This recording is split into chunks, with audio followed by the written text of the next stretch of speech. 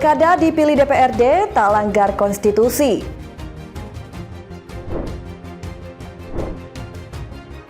Penumpang masih memadati Bandara Soekarno-Hatta.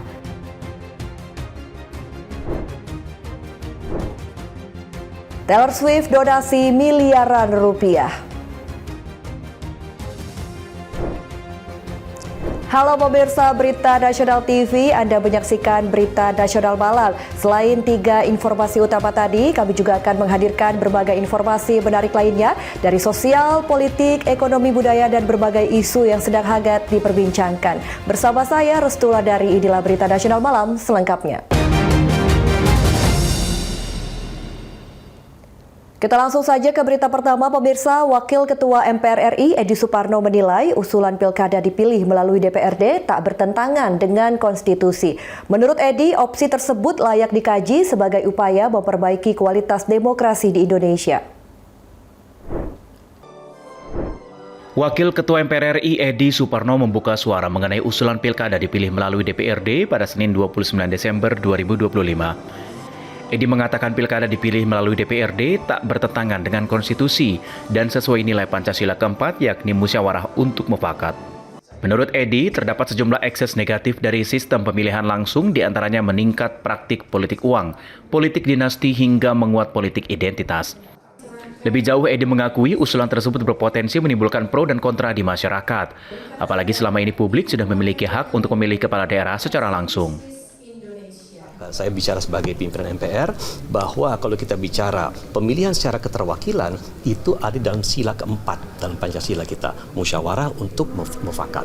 Nah, ini yang menurut saya salah satu hal yang perlu kita jadikan pertimbangan. Ini menjadi bahan kajian bagi kita semua, tetapi ini adalah hal yang layak untuk dikaji. Natasha Alko, Ade Chandra, Berita Nasional TV. Selanjutnya pemirsa, Komisi 8 DPR RI bersama pemerintah sepakat memberikan keringanan bagi calon jemaah haji terdampak banjir bandang dan longsor di Aceh, Sumatera Utara, dan Sumatera Barat. Kebijakan ini diambil sebagai respon atas kondisi darurat yang membuat sebagian calon jemaah kesulitan memenuhi jadwal dan proses pelunasan biaya haji. Di tengah masa reses, Komisi 8 DPR mengadakan rapat kerja bersama Kementerian Haji dan Umroh secara tertutup di Kompleks Parlemen Senayan, Jakarta pada Selasa 23 Desember 2025. Ketua Komisi 8 DPR RI Marwanda Sopang mengungkapkan rapat ini membahas penyelenggaraan ibadah haji bagi para calon haji yang terdampak bencana, khususnya di Sumatera Barat, Sumatera Utara, dan Aceh. Hal ini berkaitan dengan syarat kemampuan atau kesanggupan untuk menunaikan ibadah haji atau istita'ah haji. Ketua Komisi 8 DPR RI Marwanda Sopang menjelaskan total calon jemaah dari 3 provinsi tersebut mencapai sekitar 17.000 orang. Komisi 8 DPR RI bersama pemerintah sepakat memberikan keringanan bagi calon jemaah haji terdampak banjir bandang dan longsor di Aceh, Sumatera Utara, dan Sumatera Barat. DPR dan pemerintah sepakat untuk mengundur batas waktu pelunasan bagi jemaah yang masih ingin berangkat pada tahun 2026. Jadwal-jadwal itu mulai dari tahap pelunasan, kemudian penetapan istitoah, kemudian ada terjadi berbagai hal di penjuru, paling tidak ada 3 provinsi. Ini tentu mengakibatkan tantangan buat kita. Karena itu kami butuh memberikan payung hukum untuk Menteri Haji mengambil langkah-langkah, tapi tetap sesuai dengan peraturan dan perundang-undangan. Bahwa jadwal ini akan dilaksanakan dengan baik, sesuai. Namun demikian Komisi 8 masih memberi ruang bagi Menteri Haji apabila tidak bisa dilakukan dan tidak bisa dikerjakan sesuai jadwal, masih memungkinkan dikasih satu pasal untuk mengambil langkah-langkah kedaruratan, tapi tetap koridor sesuai dengan peraturan dan perundang-undangan. Pada kesempatan yang sama, Menteri Haji dan Umroh Muhammad Irfan Yusuf menyampaikan kondisi bencana berdampak dalam proses pelunasan biaya perjalanan ibadah haji tahun 2026. Irfan menjelaskan calon jemaah haji belum melunasi biaya penyelenggaraan ibadah haji atau BIPIH karena dampak bencana berpotensi mengalami pengunduran jadwal keberangkatan. Kebijakan ini diambil dengan mempertimbangkan situasi dan kondisi di masing-masing daerah. Apabila hingga batas waktu ditentukan pelunasan biaya haji belum diselesaikan, maka kuota calon jamaah haji dari ketiga provinsi tersebut akan dialihkan ke provinsi lain. Sementara itu, calon jamaah terdampak akan dipersiapkan keberangkatannya pada tahun 2027 mendatang. Untuk 3 lokasi itu sekitar 20 ribuan mungkin. 20 ribuan. Rata-rata 5 ribuan dan 5 ribuan. Ya, 17 ribuan ya, lah ya. udah kurang. Nah, kemudian Sumatera Barat sudah 60 sekian persen, Sumatera Utara 60%, Aceh baru 50 sekian persen. Dan ini 51%. Jadi ya, itu yang kita khawatir, tapi kita tetap berupaya untuk bisa sesuai jadwal. Kebijakan ini diharapkan dapat memberikan keadilan dan kelonggaran bagi calon jemaah haji yang tengah menghadapi dampak bencana, sekaligus memastikan proses penyelenggaraan ibadah haji tetap berjalan tertib dan sesuai dengan aturan. Dari Jakarta, Mahendra Dewananta, Ade Chandra, Berita Nasional TV. Kementerian Agama menggagas kurikulum cinta berbasis nilai Pancasila Kurikulum Cinta. Konsep pendidikan berbasis Pancasila yang mengintegrasikan agama, sains, dan teknologi. Digagas Kementerian Agama untuk menjawab tantangan bangsa Indonesia yang majemuk. Kementerian Agama mulai menanamkan langkah awal perjalanan panjang lahirnya kurikulum cinta, sebuah konsep pendidikan berbasis nilai Pancasila yang dirancang untuk menjawab tantangan zaman dan kemajemukan bangsa Indonesia. Kurikulum ini menekankan pentingnya keseimbangan antara kemajuan teknologi dan kekuatan nilai keagamaan. Kementerian Agama menilai pendidikan tidak boleh terpisah dari keyakinan dan norma moral yang menjadi dasar kehidupan berbangsa. Konsep kurikulum cinta juga terinspirasi dari sistem pendidikan pesantren, di mana pemikiran rasional dan religiositas berjalan beriringan. Integrasi antara ilmu pengetahuan dan keimanan dinilai mampu melahirkan manusia Indonesia yang utuh. Melalui kurikulum cinta, pendidikan diharapkan dapat dibangun atas landasan cinta terhadap sesama manusia, alam semesta, dan Tuhan. Kementerian Agama berharap konsep ini melahirkan generasi masa depan yang humanis, berkarakter, dan selaras dengan nilai-nilai Pancasila. Komprehensif, di samping maju secara teknologi, tetapi juga punya basic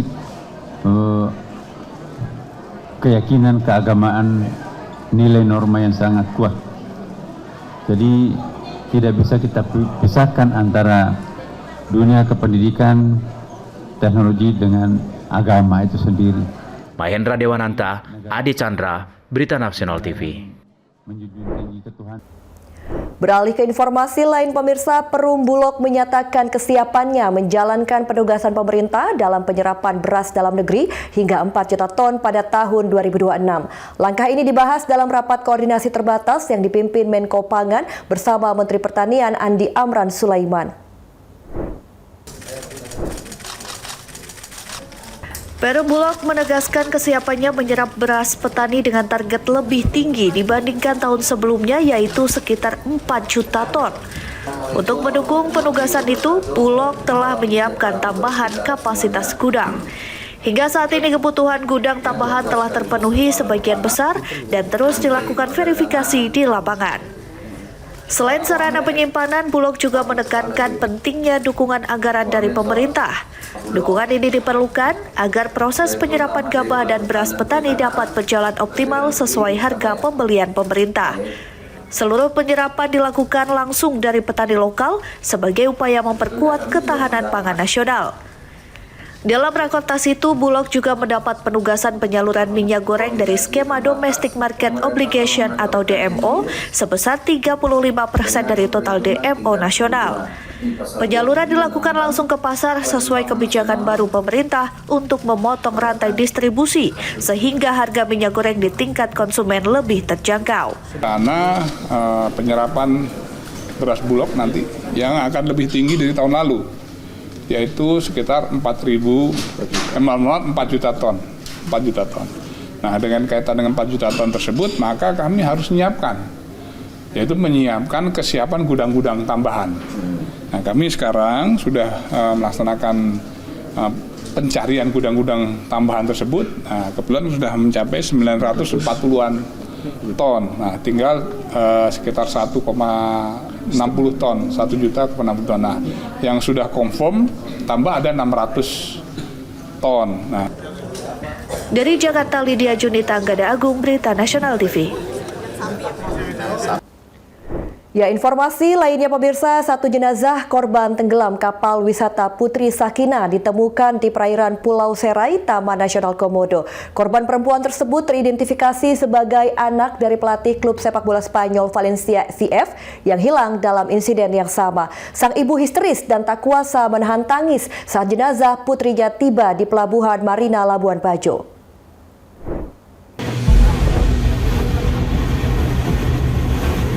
Memasuki hari keempat pencarian, salah satu jenazah dari 4 korban tenggelam kapal wisata Putri Sakina di Selat Pulau Padar Taman Nasional Komodo Labuan Bajo berhasil ditemukan. Tim SAR gabungan mengidentifikasikan jenazah perempuan yang ditemukan sebagai salah satu putri pelatih sepak bola wanita Valencia CF Martin Carreras Fernando.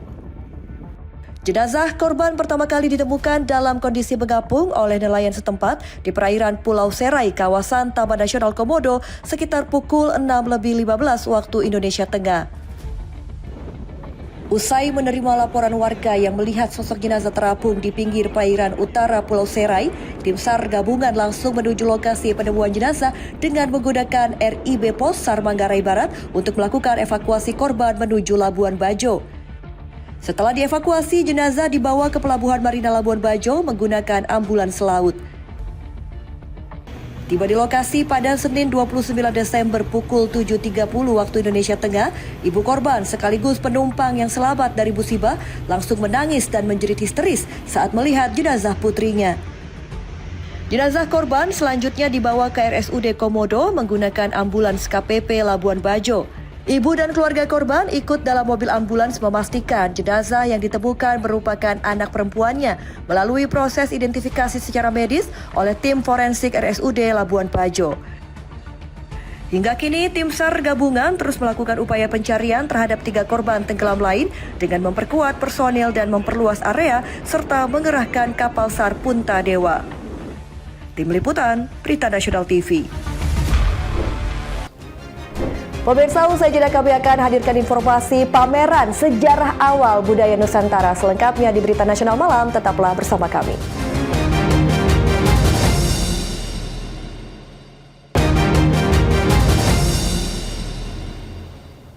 Anda kembali bersama kami di Berita Nasional Malam. Pemirsa, Museum Nasional Indonesia kembali menambah koleksinya. Salah satunya The Java Man. Fosil Homo erectus ini merupakan temuan paling berpengaruh dalam sejarah paleontropologi dunia yang merupakan salah satu warisan budaya asli Indonesia. Bagi masyarakat Jakarta dan sekitarnya sekarang tidak perlu bingung apabila ingin liburan yang sekaligus memberikan edukasi kepada putra-putrinya tentang sejarah dan cagar budaya. Kementerian Kebudayaan melalui Museum dan Cagar Budaya menggelar pameran tetap yang bertajuk Sejarah Awal yang dibuka dan diresmikan oleh Menteri Kebudayaan Fadlizon 17 Desember lalu.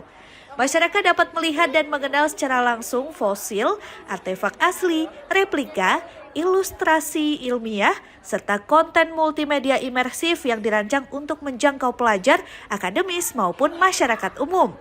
Pameran ini merupakan tonggak awal pentingnya dalam memberikan narasi sejarah awal Nusantara yang komprehensif berbasis riset ilmiah. Selain itu, pembukaan pameran ini bertepatan dengan pemulangan artefak dari Belanda ke Indonesia. Salah satunya fosil Homo erectus atau Java Man yang merupakan salah satu temuan paling berpengaruh dalam sejarah paleontropologi dunia yang merupakan salah satu warisan budaya asli Indonesia. Saya yang meminta agar ini ditampilkan supaya publik mempunyai akses. Tapi tentu kita harus juga menjaga ini, jangan sampai nanti ini ada harus kita berikan pelajaran juga pada para pengunjung, jangan memegang, ya, jangan melakukan sentuhan, intervensi dan lain-lain terhadap koleksi-koleksi yang sangat berharga bagi sejarah Indonesia, bagi kekayaan budaya Indonesia ini.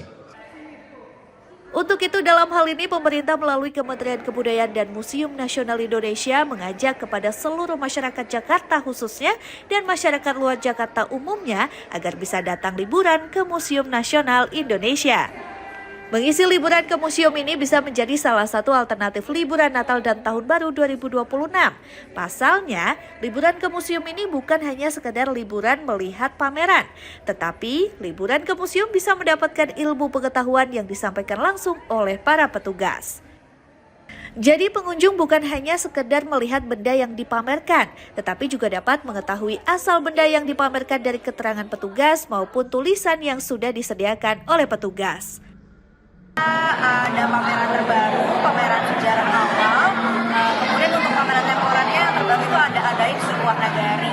Nah, kemudian untuk menyambut antusiasme di liburan akhir tahun ini, kita juga membuka museum nasional di tahun baru di tanggal 1 Januari kita tetap buka.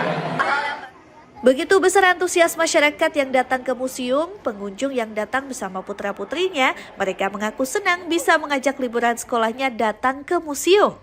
Dalam pameran semua fosil, artefak yang dipamerkan merupakan barang asli, replika, ilustrasi ilmiah, serta dilengkapi dengan konten multimedia yang bertujuan untuk mempermudah para pengunjung terutama para pelajar memahami maksud dan tujuan dari pameran tersebut.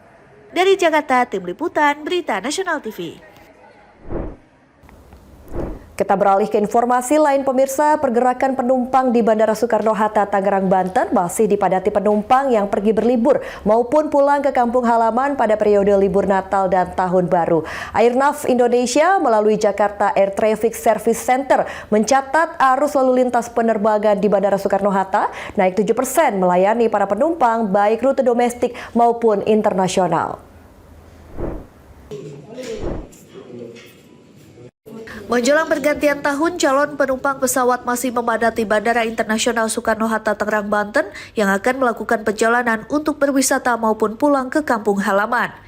Antrian para calon penumpang pesawat masih terlihat di kantong-kantong area counter check-in domestik. Hal ini dikarenakan para calon penumpang pesawat akan bepergian menikmati pergantian tahun baru di tempat wisata maupun pulang ke kampung halaman. General Manager Airnav Indonesia Jakarta Air Traffic Service Center JATSC Soekarno-Hatta, Muji Subagyo, mengatakan pada periode Nataru tahun ini ada peningkatan jumlah trafik lalu lintas penerbangan. Dirinya mencatat ada sebanyak 1.191 penerbangan baik melayani rute domestik maupun internasional, atau naik 7% dibandingkan periode Nataru tahun lalu. Adapun rute favorit penerbangan yang melayani para penumpang domestik diantaranya Denpasar, Kuala Namu, dan Aceh. Sedangkan untuk rute favorit internasional yaitu Singapura, Kuala Lumpur, dan Jeddah. Selain itu pada periode Nataru tahun ini JATSC Soekarno-Hatta memprediksi 20.000 penerbangan sejak 18 Desember 2025 hingga 4 Januari 2026 mendatang. Adapun permintaan penambahan slot penerbangan atau extra flight dari 900 penerbangan baru terrealisasi sebesar 48%. Secara rata-rata nanti akan lebih dari tahun sebelumnya, ya, yaitu khususnya nanti pada saat arus balik tanggal 4 Januari tahun 2026, karena memang libur panjang akan berakhir di tanggal 4 Januari, tanggal 5 aktif, mungkin juga akan 1.100 lebih. Mencapai 1.100 lebih pada tanggal 4 Januari nanti, sedangkan di tanggal 31 di mana orang akan melaksanakan tahun baru, mungkin sekitar kurang dari 1.100. JATSC Soekarno-Hatta memprediksi peningkatan jumlah trafik penerbangan akan kembali meningkat pada 1 hari jelang pergantian tahun dan saat arus balik pada 4 Januari 2026 mendatang. Pihaknya juga akan meningkatkan kewaspadaan penerbangan pada akhir tahun mengingat musim penghujan masih terjadi hingga Januari. Dari Tangerang, Banten, Muji Platu Merisa, Berita Nasional TV. Informasi selanjutnya pemirsa, rumah berlantai 2 dan sebuah mobil terparkir di garasi gosong terbakar di Kranji, Kota Bekasi, Jawa Barat. Saat kebakaran terjadi, rumah dalam keadaan kosong atau tanpa penghuni. Sebuah rumah 2 lantai terbakar di kawasan Jaka Permai, Kranji, Kota Bekasi, Jawa Barat pada Senin malam 29 Desember 2025.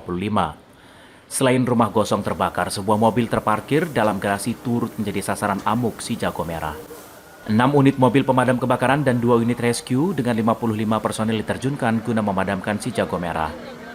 Nyala api dikendalikan agar tidak merembet ke rumah warga lain di sekitarnya. Api berhasil dikendalikan dalam waktu 30 menit, selanjutnya menjalani proses pendinginan. Belum kebakaran itu ada terdengar suara ledakan nggak sih Pak? Info sih nggak ada. Nggak ada ya? Nggak ada. Berarti memang langsung asap aja atau langsung membesar apinya Pak? Yang diketahui udah membesar. Langsung membesar ya? Infonya ya kita terima. Selama proses pemadaman, petugas damkar tidak mengalami kendala berarti. Informasi dari pemilik, memang rumah ini penghuninya tidak ada. Cuman pemilik kadang-kadang suka menengok, mungkin 1 minggu sekali pasti datang. Perabotan pun masih banyak di dalam ya Pak? Perabotan masih lengkap. Tadi masih ada 1 mobil ya Pak di garasi. Ya, kebetulan ada 1 mobil. Itu hangus terbakar Pak, mobilnya Pak? Ya, hangus terbakar. Saat kebakaran, rumah dalam keadaan tanpa penghuni. Kebakaran membuat bangunan rumah rusak sekitar 80% dan tidak ada korban jiwa dalam kebakaran ini. Selanjutnya, polisi menyelidiki penyebab pasti kebakaran. Mengenai kerugian material, petugas menunggu kedatangan pemilik rumah. Dari Bekasi, Jawa Barat, Muhammad Ridwan, Berita Nasional TV. Cina temukan emas bawah laut. Informasi selengkapnya usai jeda. Berita Nasional Malam segera kembali.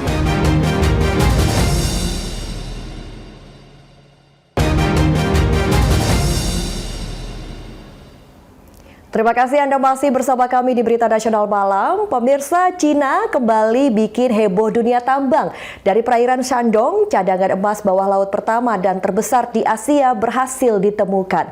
Temuan ini langsung menguatkan posisi Cina di peta emas dunia. China dilaporkan menemukan cadangan emas bawah laut pertama sekaligus terbesar di Asia. Emas tersebut ditemukan di lepas pantai Laizhou, kota Yantai, provinsi Shandong. Menurut South China Morning Post, 19 Desember 2025, penemuan ini menambah total cadangan emas terbukti di Laizhou menjadi lebih dari 3.900 ton atau setara dengan 137 juta ons emas. Jumlah ini mencapai sekitar 26% dari total cadangan emas nasional China. Dengan angka tersebut, Laizhou kini menjadi wilayah dengan cadangan dan produksi emas terbesar di seluruh China. Namun otoritas belum mengungkap ukuran pasti cadangan emas yang berada di bawah laut tersebut. Sebelumnya, pada November lalu, pemerintah China juga mengumumkan penemuan deposit emas berskala super besar di Provinsi Liaoning dengan total 1.444 ton. Kementerian Sumber Daya Alam China menyebut temuan ini sebagai yang terbesar sejak 1949. Tak hanya itu, di pegunungan Kunlun, Xinjiang, Uighur ditemukan pula cadangan emas lebih dari 1.000 ton. Rangkaian temuan ini kian menguatkan posisi Cina sebagai produsen biji emas terbesar di dunia dengan produksi sekitar 377 ton per tahun. Memperingati perayaan Natal 2025, musisi global Taylor Swift mendonasikan penghasilannya senilai 16 miliar rupiah kepada Asosiasi Jantung. Alasannya sungguh mengharukan. Taylor Swift memberikan penghormatan kepada sang ayah, Scott Swift, yang awal tahun ini menjalani operasi bypass jantung ganda. Kini dalam proses pemulihan. Informasi tadi sekaligus menutup perjumpaan kita di Berita Nasional Malam kali ini. Saya Restu Lardari beserta kru yang bertugas pamit undur diri. Selamat malam dan selamat beristirahat. Sampai jumpa.